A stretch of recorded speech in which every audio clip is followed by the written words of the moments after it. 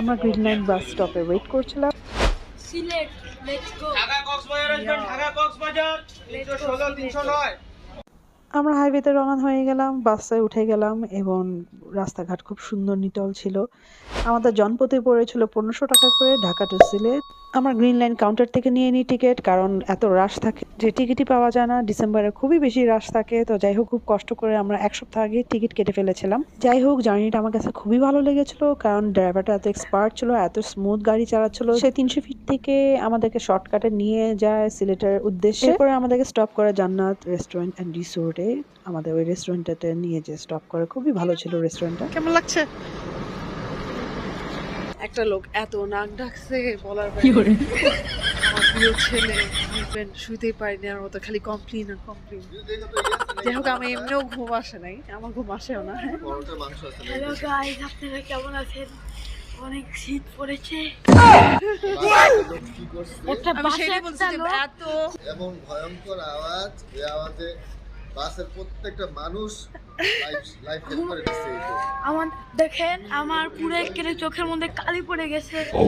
এক রাতে এই অবস্থা। Oh my God!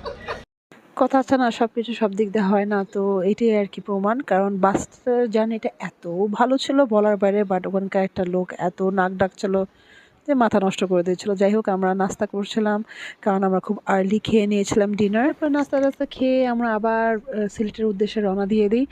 তো এত কুয়াশা ছিল, এত সুন্দর ছিল। আমার আবার কুয়াশা কেন জানি খুবই ভালো লাগে। প্রতিটা ফাঁকা জায়গায় কুয়াশাগুলো আবার জমেছিল, যেটা দেখতে খুবই ভালো লাগছিল। রাত থেকে দেখতে দেখতে সকাল হয়ে গেল, কিন্তু তাও আমার ঘুম আসে না। তো যাই হোক তারা আবার বাসটা থেমে আবার নামাজ পড়ার জন্য সবাই মিলে নেমে গেল।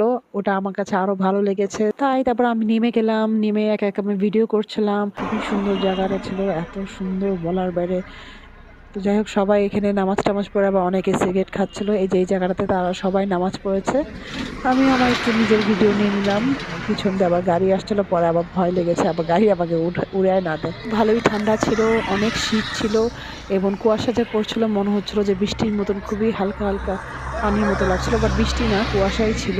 তো এখানে অনেক ফগি এরিয়া ছিল, তো ভালোই লাগলো আমার জায়গাটা।